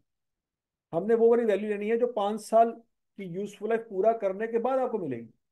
क्योंकि शुरू में तो यही प्लान किया ना, 5 साल इस्तेमाल करना। नहीं समझ आ रही बात? शुरू में आपने तय क्या किया? 5 साल इस्तेमाल कर। वो दूसरी बात है कि 5 दिन भी ना निकाले, कार मोबाइल लेके गए, वो बच्चे ने पढ़ाया, बच्चे ने ठा करके थले। तो क्या 5 साल उस टूटे मोबाइल को इस्तेमाल करते रहे? नहीं, मकसद फोत हो गया। उम्मीद यही है कि 5 साल इस्तेमाल करेंगे। एक्चुअल में हो सकता 5 दिन भी ना निकाले, वो अलग स्टोरी। ठीक है जी। तो 5 साल बाद जब बेचेंगे तो कितने का सेल हो जाएगा, वो आपको आइडिया है कि 10% वैल्यू मिल जाती। तो 1 लाख का लिया है, 10% कितना आएगा? 10,000। तो वो 10,000 रुपये आपको मिल जाएगा। अब एक्चुअल में इतना मिलता है या नहीं मिलता है, वो 5 साल बाद का पता। ये एक अंदाजा है ना हमारा। अब ये कोई कसम नहीं खाई किसी ने कि 10,000 का मिल जाएगा, नहीं। ये क्या हम लगा रहे हैं? अंदाजा लगा रहे हैं। अंदाजे तो गलत होते रहते हैं। 6 महीने पहले आप भी अंदाजा लगा रहे थे कि मैं ब्रेन सर्जन बनांगा। हूं कितने बैठे हुए हो? तो हूं तो 6 महीने बाद। ठीक है ना? हाँ, बेहतरीन रद्द मलाई है। कोई पता नहीं जिंदगी का कितने लाए। ठीक है नी? नहीं तो मैट्रिक की तुसी पता नहीं की बांधे पे सी, एफएससी तुसी पता नहीं की बांधे पे सी, हूं तुसी की बांधे पे हो। तो 6 महीने बाद पता यूट्यूब चैनल खोला है। ये पता चलता जिंदगी का। मैं आज आपको सिखाऊंगा कि टमाटर कैसे काटते हैं। ये दुनिया की तमाम खवातीन गलत टमाटर काटती हैं। असर मैं आपको बताऊंगा, क्योंकि मुझे इसी तरह से काटा गया था। ठीक है जी। मुझे टमाटर समझ के काटा गया था। अब मुझे अच्छी तरह से पता है कि कहाँ कहाँ से कटा हूं। ठीक है जी। बरल, डेप्रिशिएबल अमाउंट समझ आ गई थी? बोलो तो सही। कि वो अमाउंट जो यूजफुल लाइफ के दौरान कम हो जाएगी, उसको क्या कहते हैं? फार्मूला क्या है? Cost minus square. अब एक चीज रहेगी, systematic allocation. Systematic allocation. Systematic allocation का मतलब यह है कि 90,000 वैल्यू कम हो गई। क्या ये 90,000 की वैल्यू पहले साल में कम हो गई, आखिरी साल में कम हुई? क्या अचानक बेचते वक्त पता लग गया कि भाईजान 90,000 की वैल्यू कट गई? नहीं। इस 90,000 की वैल्यू की कमी एक दिन पे मुश्तमिल है? नहीं, 5 साल पे मुश्तमिल है। तो 5 सालों में 90,000 के साथ क्या सलूक करना है आप? दो तीन तरह के सलूक हो सकते हैं। कितनी तरह के सलूक हो सकते हैं? दो तीन तरह के। पहला तो ये कि सर हर साल इक्वली रिकॉर्ड कर लें। तो हर साल इक्वल नुकसान रिकॉर्ड करें। तो इक्वल कैसे निकालेंगे? 90,000 डिवाइडेड बाय 5। हम कहेंगे हर साल 18,000 रुपये की कमी आई। क्या लॉजिकली बात समझ आती है कि नहीं समझ आती? यह सिस्टमेटिक एलोकेशन। क्या आज मोबाइल लिया 1 लाख का, 5 साल बाद सेल करेंगे, कितने का सेल होगा? 10,000 का। टोटल कमी कितनी आई? 90,000। ये डेप्रिशिएबल अमाउंट है। और 5 साल क्या है? Useful life. अब इस साल क्या रिकॉर्ड करें, कितना नुकसान रिकॉर्ड करें? 90,000? नहीं, ये तो जाती। तो क्या सारा नुकसान फिर 5वें साल जाके रिकॉर्ड करें? नहीं, ये भी जाती। क्या करें? 90,000 को किस पे डिवाइड कर दो? 5 पे डिवाइड कर दो। क्या आंसर आएगा? 18,000। 18,000 का नुकसान पहले साल रिकॉर्ड कर। लेकिन अंदर खाते कहीं ना कहीं आपको फील हो रहा है कि सर ये भी गलत है। पहले साल मोबाइल की वैल्यू में ज्यादा कमी आती, आखिरी साल में कम कमी आती। क्या ये बिहेवियर कभी आपने फील किया है कि मोबाइल लेते ही, डब्बा खोलते ही 5,000 रुपये का तो उसी वक्त कम हो गया? अभी तो आपने एक दिन इस्तेमाल भी नहीं किया, डब्बा खोला है, वापस कर रहे हैं, क्या रख ला है, कलर पसंद नहीं आया, उसी वक्त 5,000 रुपये वैल्यू कम। लेकिन आखिरी साल 5वें साल हो सकता है पूरे साल में 5,000 वैल्यू कम ना हो। समझ आ रही है? इसका मतलब है कुछ एसेट्स के बिहेवियर डिफरेंट होते हैं। कुछ एसेट तो हर साल इक्वली डेप्रिशिएट हो रहे होते हैं, लेकिन कुछ सालों में, शुरू वाले साल में कमी ज्यादा होती है और आखिरी सालों में कमी कम होती है। उसके लिए फिर सिस्टमेटिक एलोकेशन ये वाली नहीं होगी कि हर साल 18 18 18 18। हम कहेंगे उसमें सिस्टमेटिक एलोकेशन ये है कि पहले साल 36,000, उससे अगले साल 27,000, उससे अगले साल 15,000, उससे अगले साल 8,000। इस तरह से सिस्टमेटिक एलोकेशन बेहतर है। ये डिपेंड करता है एसेट टू एसेट, ये सिनेरियो डिपेंड करता है। मतलब कुछ एसेट शुरू वाले सालों में ज्यादा उनकी वैल्यू में कमी आती है, और कुछ एसेट ऐसे होते हैं जिनके शुरू वाले सालों में और आखिरी सालों में सेम ही कमी आ रही होती है। बात समझ आ रही कि नहीं आ रही? तो ये एसेट की नेचर पे डिपेंड करता है कि कमी किस तरह की आ रही है, तो जिस तरह की उसकी कीमत में कमी आएगी उस तरह का हम डेप्रिसिएशन सिस्टमेटिक एलोकेशन यूज करें। तो चारों बातें समझ आ गई हैं कि सिस्टमेटिक एलोकेशन से क्या मुराद है, डेप्रिशिएबल अमाउंट से क्या मुराद है, एसेट से क्या मुराद है, और यूजफुल लाइफ से क्या मुराद है। अब एग्जांपल बच्चों आपके सामने लिखी हुई है। 1 जनवरी 2017 को मोबाइल लिया था एक बंदे ने, 1 लाख रुपए का। कितने का लिया था?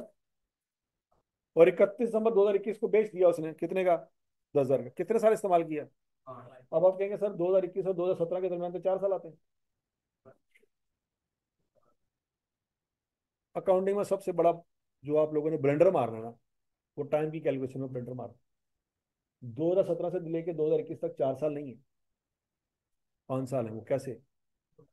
क्योंकि 17 का जनवरी का महीना है और 21 का दिसंबर का महीना। नहीं समझ आ रही? तो अगर आपने यहाँ पे केयरफुली चीजों को ना समझा तो पेपर में आप 4 साल ही लिख रहे हो। डेप्रिसिएशन में आपको एडवांस में बता रहा हूँ, आज से 3 दिन बाद आप ये चवल मार रहे होंगे, आपके साल ही कैलकुलेट नहीं होना। मैंने आज आपको बता दिया कि ये गलती आपने करनी है। इस गलती को ठीक करने का तरीका भी आपको मैंने बता दिया है कि जब भी आप 17 और 21 को देखेंगे ना, साथ में महीना भी देख लेना कि 17 के साथ कौन सा महीना है और 21 के साथ क्या महीना सेम है। तो पर 21 और 17 का डिफरेंस नहीं लेना आपने, फिर 4 साल आंसर नहीं आना। हाँ, 21 17 में भी दिसंबर लिखा होता और 21 में भी दिसंबर लिखा होता, फिर आप 21 में से 17 माइनस करके 4 निकाल लें, फिर ठीक है। महीना सेम होना चाहिए, फिर आपका आंसर सही आएगा।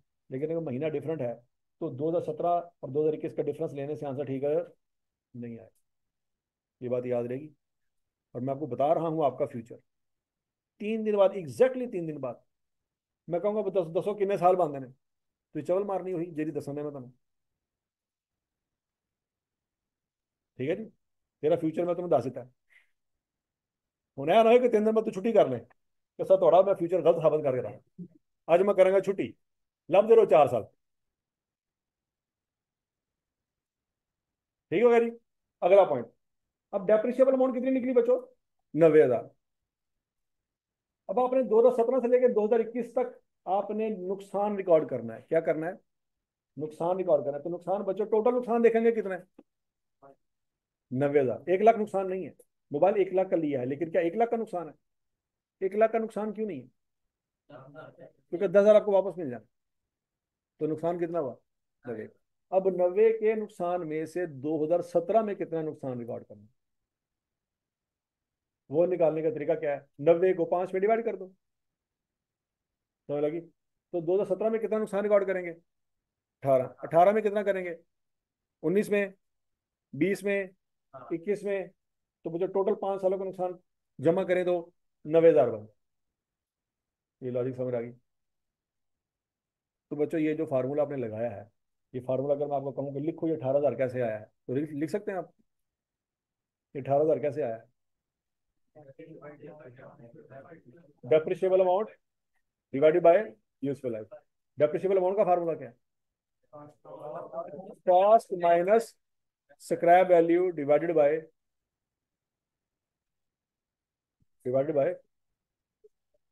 नो।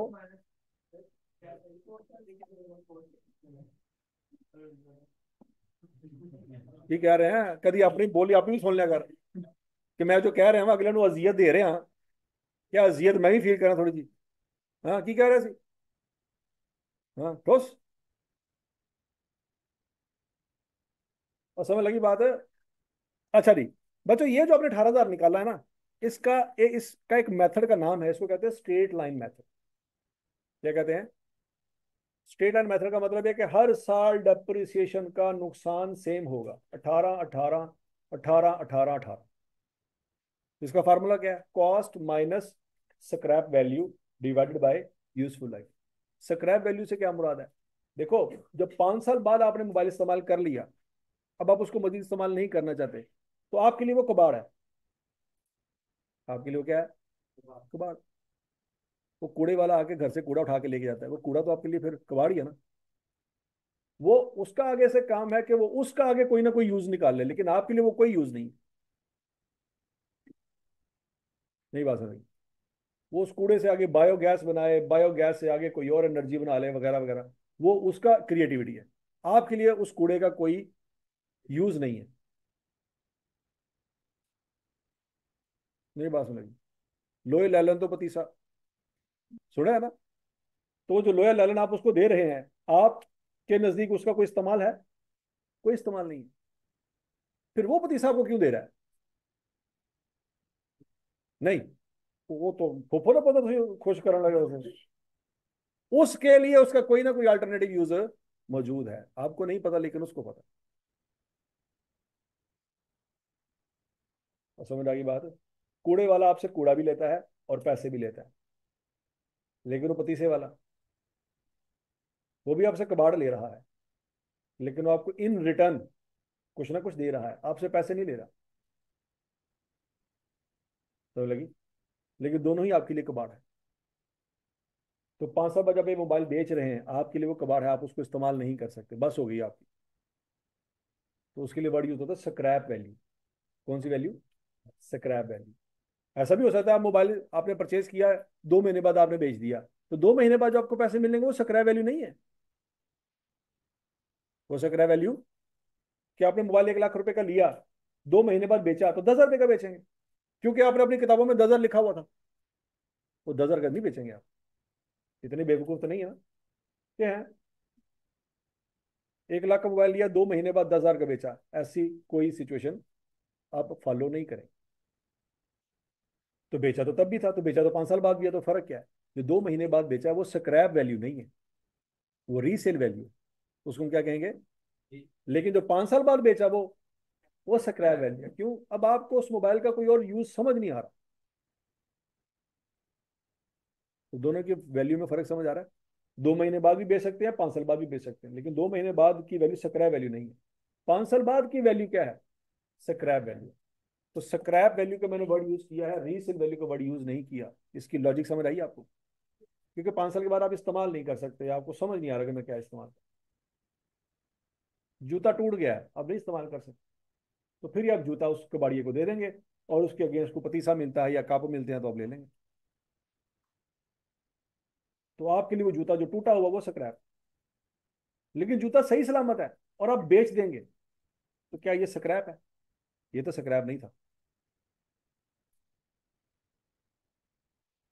पॉइंट समझ आ गया? दोनों में फर्क समझ आ गया नहीं? अच्छा जी, cost minus scrap value divided by useful life. बच्चों, इस फार्मूले में वैल्यू पुट करेंगे तो आंसर क्या आएगा? अमाउंट क्या आएगी? 90,000 तो नहीं ना आएगी? कितनी आएगी? वो जो 18,000 का आपने नुकसान रिकॉर्ड किया, क्या वो 1 हफ्ते का है? वो साल का है। तो याद रखना, इस फार्मूले से जो आंसर निकलेगा वो साल का आंसर निकलेगा। 5 साल का आंसर है, 1 महीने का आंसर है, 1 हफ्ते का आंसर, 1.5 घंटे का आंसर। बाय डिफॉल्ट इस फार्मूले से जो आंसर निकलेगा वो क्या होगा? वो 1 साल का आंसर होगा। हजम शुद। वो कहता है यही फार्मूले का आंसर आप एक और तरीके से भी निकाल सकते हैं। क्या करें? कॉस्ट को मल्टीप्लाई कर दें डेप्रिसिएशन रेट से, उससे भी आंसर 18,000 आ रहे हैं। ऊपर वाला फार्मूला तो लॉजिकली समझ आता है ना आपको? ऊपर वाले फार्मूले में कॉस्ट की जगह क्या पुट करें? 1 लाख। स्क्रैप वैल्यू की जगह 10,000, और यूजफुल लाइफ की जगह, तो आंसर क्या आएगा? 18,000। वो कहता है वही 18,000 का आंसर नीचे वाले फार्मूले से भी आ सकता है। कॉस्ट को मल्टीप्लाई कर दे एक रेट के साथ, आंसर 18,000 आ रहे। तो इसका मतलब है फिर वो रेट कैसे निकलेगा? वो रेट का फार्मूला उसने बताया बच्चों कि डेप्रिसिएशन रेट का फार्मूला क्या है? Depreciable amount divided by cost multiply by useful life into 100। वैसे इस फार्मूले वैल्यू पुट करके देखिए क्या वाकई 18% रेट आता है? डेप्रिशिएबल अमाउंट कितनी है? 90,000 divided by 1 lakh multiply by 5 into 100, 18%। अब बच्चों इस फार्मूले के मुताबिक अगर मैं कॉस्ट का 18% लूं तो क्या कितना आंसर आएगा? 18,000 ही आएगा। नहीं बात समझ शुद्ध? अब बोलो तो सही। अच्छा जी। तो 2018 में, अच्छा 2017 में तो 18,000 आ गया, 2018 में तो उसमें भी क्या आएगा? 18,000 ही आएगा, क्योंकि फार्मूला तो चेंज नहीं ना हो रहा। अब बोलो तो सही। अच्छा, अब बच्चों इस फार्मूले में मुझे सोच समझ के जवाब देना। जब आपने 2017 का आंसर निकाला था, ये कौन सा आंसर निकाला था? 2017 कॉस्ट क्या रखेंगे आप? 1 लाख। स्क्रैच का रखेंगे 10,000, और लाइफ क्या रखेंगे? तो क्या आंसर आ जाएगा? और जब 2018 में आप कैलकुलेशन कर रहे होंगे, कॉस्ट क्या रखेंगे? स्क्रैच का रखेंगे, और नीचे क्या रखेंगे? 4। तो आंसर क्या आएगा?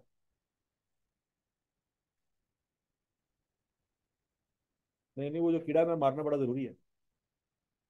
ये है वो कीड़ा जिसको मारना जरूरी है। हाँ जी, 4 रखा आपके कहने पे। आंसर क्या आएगा? 22,500। जबकि मैं आपको पीछे क्या कह रहा हूँ कि हर साल का आंसर क्या आना चाहिए? सेम आना चाहिए, तभी तो 90,000 पूरा होगा। तो ये है वो कीड़ा जो आपके दिमाग में है, इसको मारना बड़ा जरूरी है। कि 2017 में आपने नीचे लाइफ क्या रखी थी? अब आपको अच्छी तरह से पता है कि यहाँ पे भी आंसर 18 आना चाहिए, फिर भी ये कीड़ा आपको क्या कह रहा है? पहले 4 रखो। ये 4 क्या है? ये 4 क्या है? कीड़ा तो है। उस कीड़े ने आपको कहा है कि 4 रखो। ये 4 बेसिकली क्या है? यूजफुल लाइफ नहीं है। ये आप समझ रहे हैं कि यूजफुल लाइफ? ये 4 बेसिकली क्या है? ये रिमेनिंग लाइफ। कौन सी लाइफ है? फार्मूले में मैंने क्या लिखवाया है? अगर रिमेनिंग लाइफ लिखवाना होता तो क्या मुझे रिमेनिंग लाइफ के स्पेलिंग नहीं आते थे? इन्ना तो आंदा ही होएगा ना। अच्छा, नहीं भी आंदे होंगे, मैं लिखवा देता आर लाइफ, क्योंकि मुझे रिमेनिंग के स्पेलिंग नहीं आते। आर तो लिख ही सकता था, ऐसी है। तो मैंने रिमेनिंग लाइफ नहीं लिखवाया, आपको क्या लिखवाया है? लेकिन आप अपने दिमाग में से क्या चीज सोच के बता रहे हैं? ये है वो कीड़ा। समझ आ रही है कि जिन्ना मर्जी मैं ਤੁਹਾਡੇ ਨਾਲ मगजमारी कर ला, कीड़े ने ਤੁਹਾਨੂੰ कहना ना सर कुछ ना कुछ डंडी मार रहे हैं, ਇੱਥੇ 4 आना चाहिए। हालांकि ऊपर मैंने आपको सारी कैलकुलेशन दिखाई है ना, हर जगह मैंने क्या लिखा हुआ है? कीड़े ने क्या ना, सर से होगी गलती, सर मान नहीं रहे। हम हैं अगली जनरेशन के लेजेंड्स। हम बताएंगे सर को कि सर तुम बूढ़े हो गए हो, तुम हो जाओ साइड पे, ਅਸੀਂ नवा फार्मूला बनावांगे। फिर 5 साल च 90,000 पूरा करके बहा दो मैंने। और समझ आ गई है? तो बच्चों ये 4 रिमेनिंग लाइफ है। यूजफुल लाइफ का तर्जमा क्या है? यूजफुल लाइफ का मतलब क्या है? वो लाइफ जिसमें आपने मोबाइल को, अब चाहे 1 साल गुजर चुका है, तो क्या उस साल में इस्तेमाल नहीं किया तो है? तो अगले 4 साल इस्तेमाल करना है। यस। लेकिन पिछले साल जो गुजर चुका है, क्या उसमें इस्तेमाल नहीं किया? यस। तो यूजफुल लाइफ अभी भी क्या है? 5 ही है, 4 नहीं हुई। नहीं समझ रही? तो बच्चों इस फार्मूले में याद रखना, चाहे 2017 हो, चाहे 2018 हो, 19 हो, 20 हो, 21 हो, नीचे क्या आना है? 5 ही आना है, रिमेनिंग लाइफ नहीं आना। हाँ जी। क्या कीड़े का क्या कहते हैं उसको, तसल्ली बख्श इलाज हो गया है? क्या भी कुछ रहता है? अच्छा जी। अब बच्चों ये दूसरा मसला, reducing balance method. Reducing balance method बच्चों उसी एसिड पे अप्लाई होता है जिसके बारे में मैंने आपको कहा था कि आपको समटाइम फीलिंग आती है कि सर ऐसा प्रैक्टिकली होता नहीं है कि हर साल 18,000 का नुकसान है। शुरू में ज्यादा नुकसान होता है, बाद में कम नुकसान होता है। तो ऐसा फार्मूला बताएं जिसमें शुरू में ज्यादा नुकसान रिकॉर्ड हो और बाद में कम नुकसान रिकॉर्ड हो। तो उसके लिए बच्चों ये फार्मूला है रिड्यूसिंग बैलेंस मेथड। इसका फार्मूला नोट कर लें पहले। Depreciation expense is equal to cost minus accumulated depreciation multiplied by rate। लिख लिया सबने? Cost minus accumulated depreciation multiplied by depreciation rate। क्या आपने क्यूएम में चैप्टर नंबर 5 पढ़ लिया? नहीं पढ़ा। ओके। चैप्टर नंबर 8 पढ़ लिया? 7 पढ़ लिया? पढ़ा कि चौथा कर रहे हैं? अच्छा, ठीक हो गया। चलो जी, अक्यूमुलेटेड डेप्रिसिएशन। ये बच्चों फार्मूला आपने पढ़ना है चैप्टर नंबर 5 में। उस वक्त आपको पता चलेगा कि ये फार्मूला आप ऑलरेडी पढ़ चुके हैं। इस फार्मूले की एप्लीकेशन डिटेल में आप वहां पे देखेंगे। फिलहाल लॉस देखो, डेप्रिसिएशन बेसिकली एक नुकसान है। हकीकत में डेप्रिसिएशन को क्या कहते हैं? नुकसान, कमी आ रही है वैल्यू में। तो उसका फार्मूला क्या है जी? A is equal to P into 1 - r⁻n। A से क्या मुराद है? Future value. पी से क्या मुराद है? Present value. 1 - r, माइनस क्यों लगा? नुकसान हो रहा है। R rate, power n, n से क्या मुराद है? Life.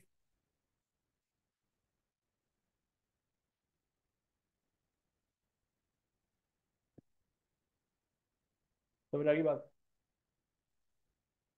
Are rate, depreciation rate.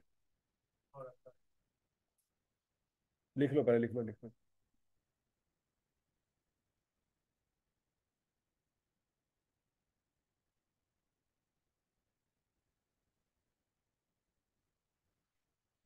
हाँ जी, और नोट कर लिया। अब इसको एग्जांपल से समझते हैं। ए से मुराद है फ्यूचर वैल्यू। 5 साल बाद जब आप मोबाइल को बेचेंगे, जो पैसे मिलेंगे वो फ्यूचर वैल्यू है कि प्रेजेंट वैल्यू है? फ्यूचर वैल्यू है। वो ए की जगह लिखे 10,000, वो आपके लिए स्क्रैप वैल्यू है। पी से मुराद है प्रेजेंट वैल्यू। प्रेजेंट वैल्यू से क्या मुराद है? आज कितने पैसे दिए। आज जो पैसे दिए आपकी लैंग्वेज में वो कॉस्ट है, लेकिन क्यूएम की लैंग्वेज लैंग्वेज में वो प्रेजेंट वैल्यू है। पॉइंट समझ आ रहा है कि नहीं आ रहा? क्यूएम में जब आप फाइनेंस का टॉपिक पढ़ेंगे तो उसमें जो आज पैसे आपने दिए हैं वो क्या है? Present value. हम उसको अकाउंटिंग में क्या कह रहे हैं? कॉस्ट, क्योंकि आज पैसे दिए। तो स्क्रैप वैल्यू 10,000, कॉस्ट कितनी है? 1 lakh, into bracket 1 - r। R ही तो पता नहीं है, आर पता नहीं है, ब्रैकेट क्लोज। पावर, लाइफ कितनी है? 5, तो पावर में 5 ले लें। और बच्चों आप इसको कैलकुलेटर पे कैलकुलेट करें, रेट निकल आएगा। और कैलकुलेटर इस्तेमाल करना होता है।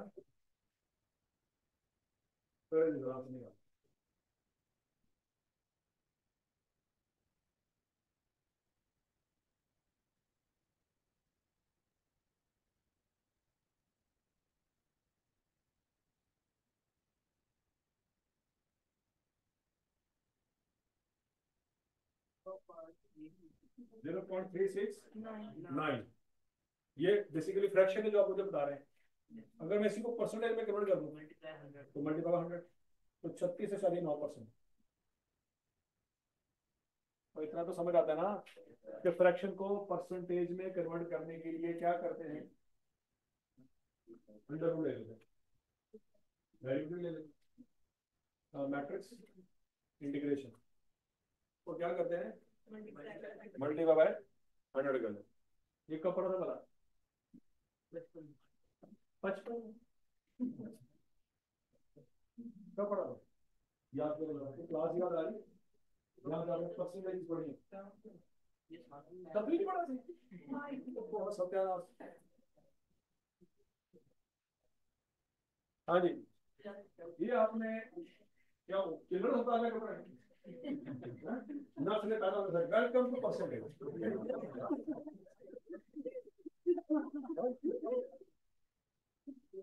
ये तो खतरे बात होंगे पहले परसेंटेज बढ़ाओ। ये होगा तुम्हारे पास।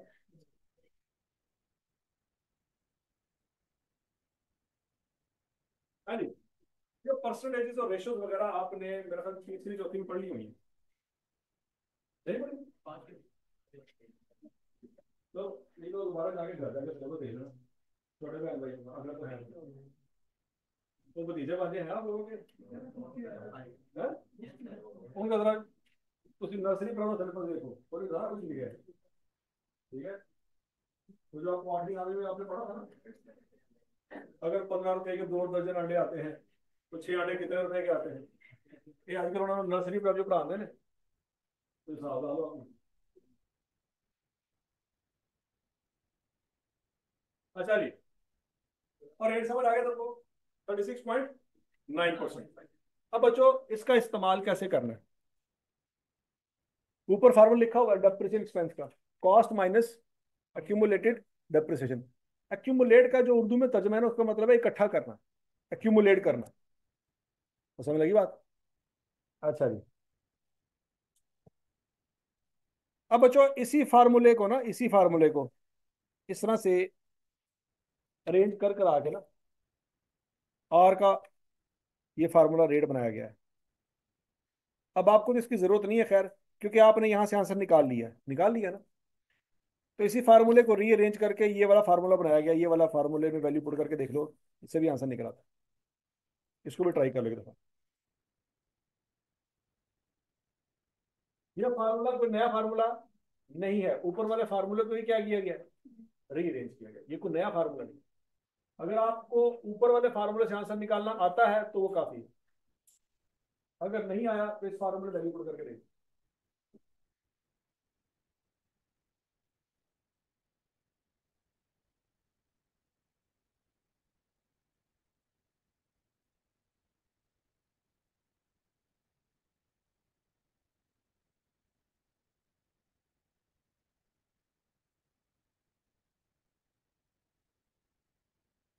सेम आंसर है, तो ऊपर वाले फार्मूले से क्या आंसर आया था? बोलो तो सही, उससे भी आंसर आया था, सेम आंसर आता है। हाँ जी, अभी सोच समझ में जवाब देना, ये क्या 5 मल्टीप्लाई हो रहा है? ध्यान से बहुत सारे बच्चे 5 को मल्टीप्लाई कर रहे हैं, ये मल्टीप्लाई नहीं है।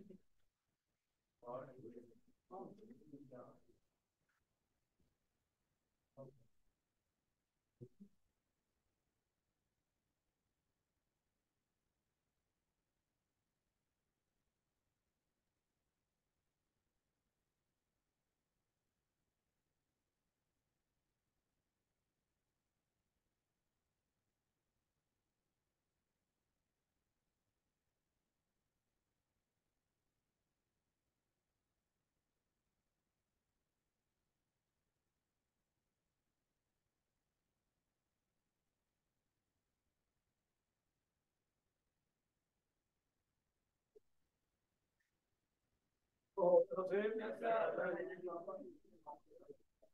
क्यों नहीं हुआ,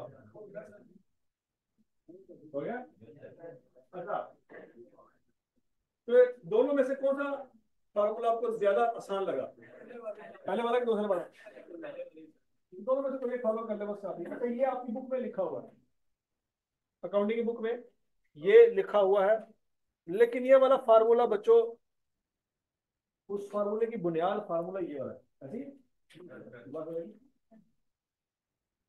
तो ये फार्मूला किस बुक में लिखा हुआ है? ये क्यूएम की बुक में लिखा हुआ है। अब अकाउंटिंग ने क्यूएम से फार्मूला उधार लिया। अब अकाउंटिंग को नहीं पता कि वो फार्मूला जो है वो बना कैसे है, तो अकाउंटिंग की किताब में फार्मूला तो लिख दिया गया है, उसको डिराइव करने का नहीं बताया गया पीछे के डिराइव कैसे हुआ। ये फार्मूला बेसिकली क्यूएम ने डिराइव करके दिया। किसने डिराइव करके दिया? तो क्यूएम ने ओरिजिनल फार्मूला ये था, हमने उसमें वैल्यू करके आंसर निकाला, इसको फिर कन्वर्ट किया गया। क्यों? क्योंकि हमें आर चाहिए था, बाकी सारा कुछ था हमारे पास। हमने कहा कि ऐसा सलूक करें इस इक्वेशन के साथ कि आर एक तरफ रहे और बाकी सब कुछ दूसरी तरफ चला जाए। तो बच्चों ये जरा देख लो, इस फार्मूले में आर एक तरफ है और बाकी सब कुछ दूसरी तरफ। फार्मूला एक ही, ऊपर भी वैल्यू पुट करेंगे आंसर आ जाएगा, नीचे वैल्यू पुट करेंगे तो आंसर सेम आएगा। तो आपकी अकाउंटिंग की बुक में से दूसरा फार्मूला लिखा हुआ है, इसके पीछे की दास्तान नहीं लिखी हुई। तो समझ लगी बात है? अच्छा जी, इस फार्मूले से भी बच्चों आपका आंसर क्या आया है? 36.9%। अब इसको अप्लाई कैसे करना है? ये रेट मल्टीप्लाई कब होगा? ये रेट किससे मल्टीप्लाई होगा? क्या कॉस्ट के साथ मल्टीप्लाई होगा? दोनों वैल्यू के साथ। कॉस्ट में से क्या करेंगे? क्या माइनस करेंगे? Scrap value. अब सुन लो अगली गलती जो आपने चवल मारनी है। आपने कल को या 2 दिन बाद या 3 दिन बाद इस कॉस्ट में से स्क्रैप वैल्यू माइनस कर रहे होना है। मैंने स्क्रैप वैल्यू नहीं लिखी, मैंने क्या लिखी है? क्यूमुलेटिव। स्क्रैप वैल्यू माइनस करते हैं कहाँ पे? पहले मेथड। पॉइंट समझ लग गया? आप क्या चवल मारेंगे, मैं आपको आपका फ्यूचर भी साथ साथ बता रहा हूँ। आप रेट इस मेथड से निकाल लेंगे और फार्मूला पिछले मेथड का लगा लेंगे, ये भी चवल है। ठीक हो गया? या आप रेट पिछले मेथड से निकाल लेंगे और फार्मूला ये वाला लगा लेंगे, ये भी चवल है। इसका रेट किसी और तरीके से निकला है और उसका रेट किसी और तरीके से निकला है। वहां पे कॉस्ट में से क्या माइनस हो रहा है? Scrap value. यहाँ पे कॉस्ट में क्या माइनस हो रहा है? कि दोनों डिफरेंट चीजें हैं, ये सेम चीजें नहीं है। नई बात सुनेगी। अगर आपसे एमसीक्यू से पूछा जाए कि बताओ स्ट्रेट लाइन मेथड में डेप्रिसिएशन रेट का फार्मूला क्या है,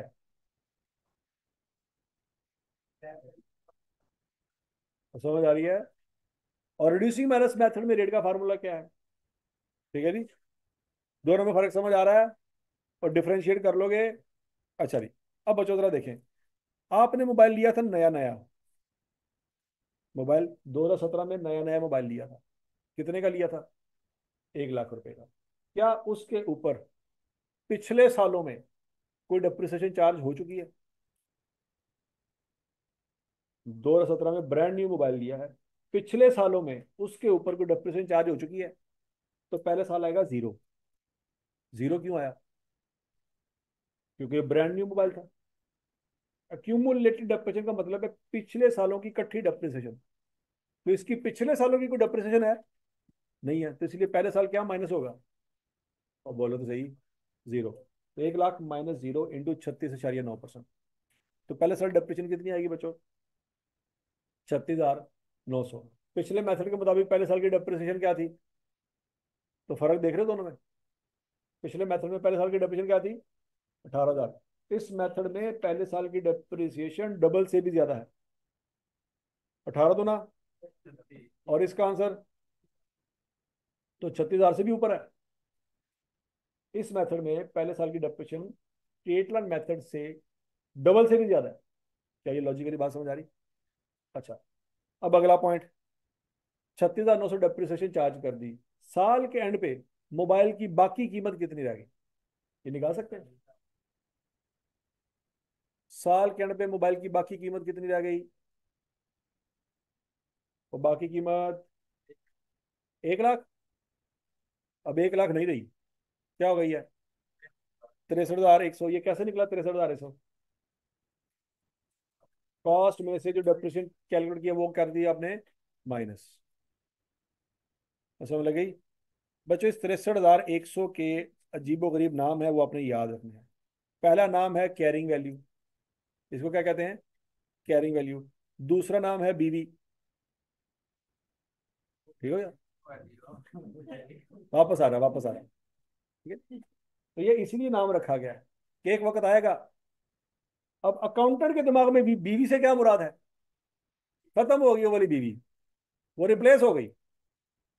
ठीक है जी? अब चूंकि आप अकाउंटेंट बन रहे हैं, तो जब भी कहा जाएगा यार उसकी बीवी क्या है, आप कहेंगे 63,100। साथ बैठा हुआ है एमबीबीएस वाला लड़का, कहेगा यार बीवी की गल कर रहे हैं तो 63,100 कह रहे हैं, ये केड़ी बीवी है? बीवियां के नंबर लगे हुए ने? ठीक है जी। तो उसको नहीं पता आप किस बीवी की बात कर रहे हैं। ठीक है जी। तो इसके क्या क्या नाम है बच्चों? कैरिंग वैल्यू, जिसको हम सीवी कहते हैं। बुक वैल्यू, जिसको हम बीवी कहते हैं। रिटर्न डाउन वैल्यू, जिसको हम डब्ल्यू डीवी कहते हैं। समझ लगी? मतलब कल को जब फ्रीक्वेंटली आप वर्ड यूज कर रहे होंगे तो बुक वैल्यू इतना बड़ा लफ्ज कोई नहीं कहेगा। सिंपल क्या कहा जाएगा? बीवी की। और समझ आ रही बात है? Very good. तो वो अपनी बीवियां दफन कर दो जितने भी है ना, क्योंकि अब बीवियां रिप्लेस हो गई 2018 में। अब बच्चों याद रखना, क्या 2018 में भी मोबाइल ब्रांड न्यू है? नहीं। अब वो एक साल पुराना हो चुका है। अब वो एक साल पुराना हो चुका है। अब 1 लाख पे रेट नहीं लगेगा। 1 लाख पे क्या करेंगे? पिछले साल की डेप्रिसिएशन कितनी है? 37,900, वो माइनस करेंगे। जो बच जाएगा उसके ऊपर रेट लगेगा। तो करके देखें आंसर क्या आता है। 23,284। तो टेबल समझ आ रहा है सबको?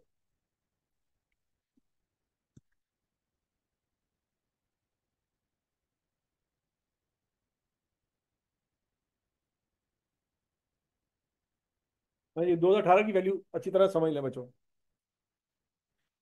2018 की कैलकुलेशन में कोई मसला ऐड होता है?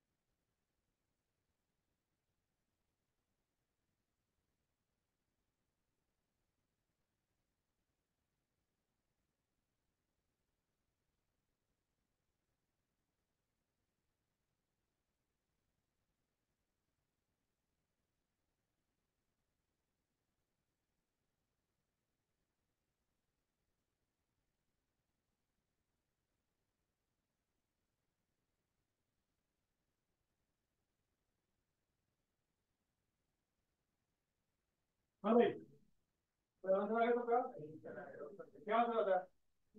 23,284 समथिंग ऐसे ही है। वो राउंड ऑफ कर दिया हमने, तो 23,284 बन गया। ठीक हो गया? मतलब अगर आपका फार्मूला ठीक है ना बच्चों, तो अगर पॉइंट में कोई फर्क आ भी जाए, राउंड ऑफ कर दिया तो कोई मसला नहीं।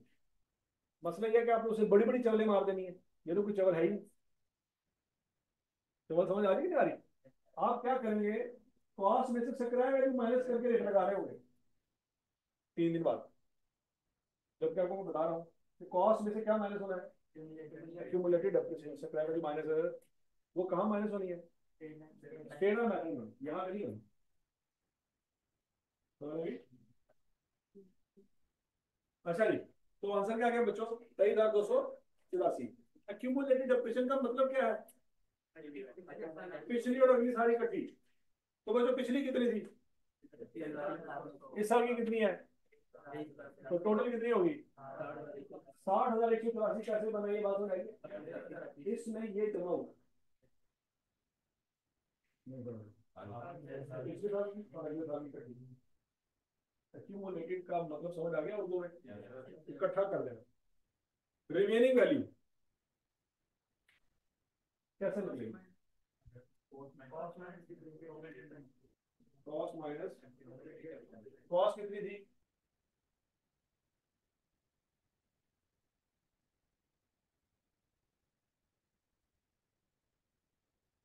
तो 20 भी हो गया, 21 भी हो गया। मुझे बताओ 21 की रिमेनिंग वैल्यू कितनी आती है? 10,003 रुपए। अब सोच समझ के जवाब देना बच्चों। यही आंसर आते हैं सारे। लेकिन 2020 में मैंने कुछ और किया है यहाँ पे।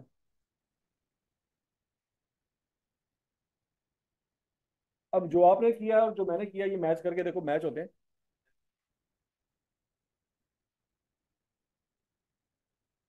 ये मैंने 25,000 कहाँ से उठाया बच्चों?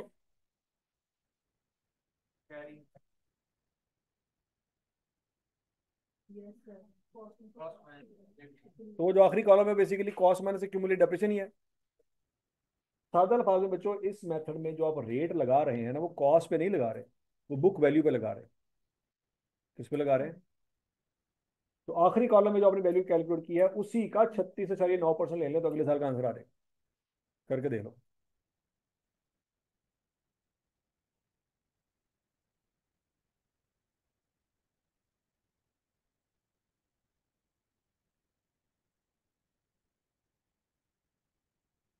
समझ आ गई जी?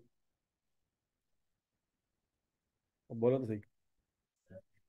अच्छा, हमने कहा था बच्चों, ये बात समझ आ गई सबको, कि बेसिकली रिड्यूसिंग माइनस मेथड में जो रेट लगता है वो किस पे लगता है? कॉस्ट पे नहीं लगता। किस पे लगता है? बुक वैल्यू पे लगता है। किस पे लगता है? बुक वैल्यू पे लगता है। यहां पे भी आपने बुक वैल्यू ही यूज की है, यहां पे भी आपने बुक वैल्यू ही यूज की है, बस आपको पता नहीं था।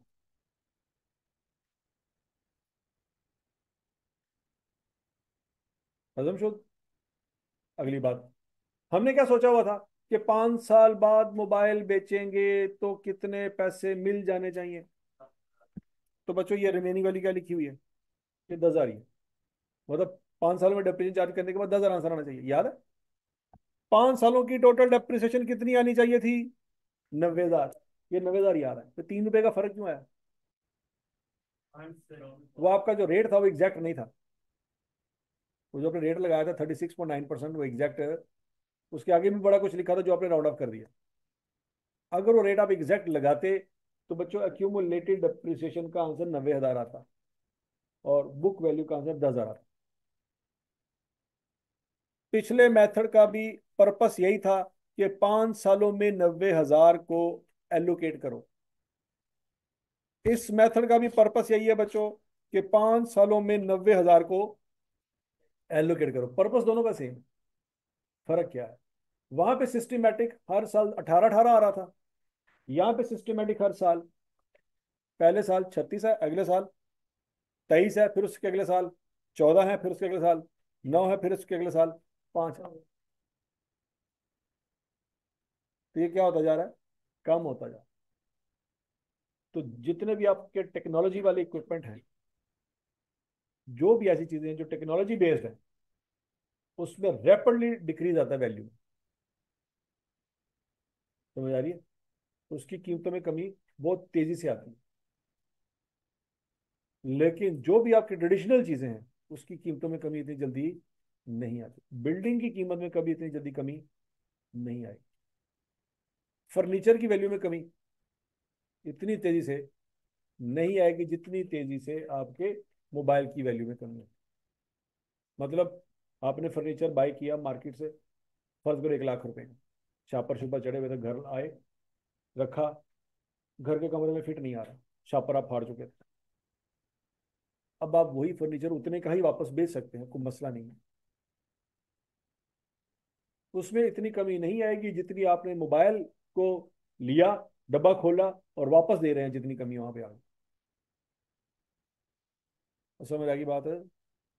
तो मोबाइल की 5 साल बाद कीमत 90% गिर चुकी होगी, लेकिन फर्नीचर की 5 साल बाद कीमत 90% नहीं गिरती, 50% भी नहीं गिरती। समझ आ रही बात है? एसी की कीमत 5 साल बाद 90% से ज्यादा गिर चुकी होगी, लेकिन बिल्डिंग की कीमत 5 साल बाद इतनी नहीं गिरती।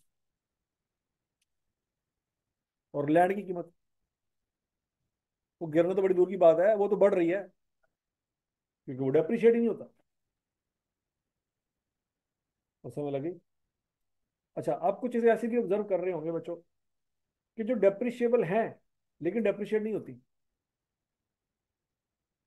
फॉर एग्जाम्पल गाड़ी, गाड़ी आपने 5 साल पहले ली थी 20 लाख रुपए की, आज बेचने जा रहे हो तो 30 की सेल हो रही है, तो इसकी वैल्यू में क्या हो रहा है? इजाफा। हम कह रहे हैं कि डेप्रिशिएबल है क्योंकि इसकी लिमिटेड लाइफ है। गाड़ी की क्या है? Limited life. ये लैंड थोड़ी है। फिर इसकी वैल्यू में इजाफा क्यों हो रहा है? उसकी वैल्यू में इजाफा इसलिए हो रहा है बच्चों क्योंकि गाड़ियां आप इंपोर्ट करते हो। क्या करते हो? तो गाड़ियों का रेट पाकिस्तानी करेंसी में तय नहीं होता, डॉलरों में तय होता है। तो जब डॉलर का रेट ऊपर जा रहा है तो गाड़ी की कीमत भी ऊपर जा रही है। लोकली कोई चीज जो मैन्युफैक्चर हो रही है उसमें आप देखोगे आपको डेप्रिसिएशन फील होगी। नहीं बात समझ लगी। ठीक है, कोई कोई भी ऐसी चीज है जो डॉलर बेस है, डॉलर का रेट ऊपर जाने से ऊपर चली जाएगी। हजम शुद। यहां तक जो बातें पढ़ी सारी समझ आ गई बच्चों? कैरिंग वैल्यू का फार्मूला क्या है? Cost minus accumulated depreciation. ये नोट कर लिया आपने? चलो जी, आज के लिए इतना ही काफी है बच्चों। बाकी इंशाल्लाह हम कल डिस्कस करेंगे। अभी आपने एक टेस्ट देना है, और कल भी, आज भी बैड डेट्स का टेस्ट है बच्चों, कल भी बैड डेट्स का टेस्ट होगा। अब आपके डेली बेस पे टेस्ट होंगे। हजम शुद। चलो शाबाश।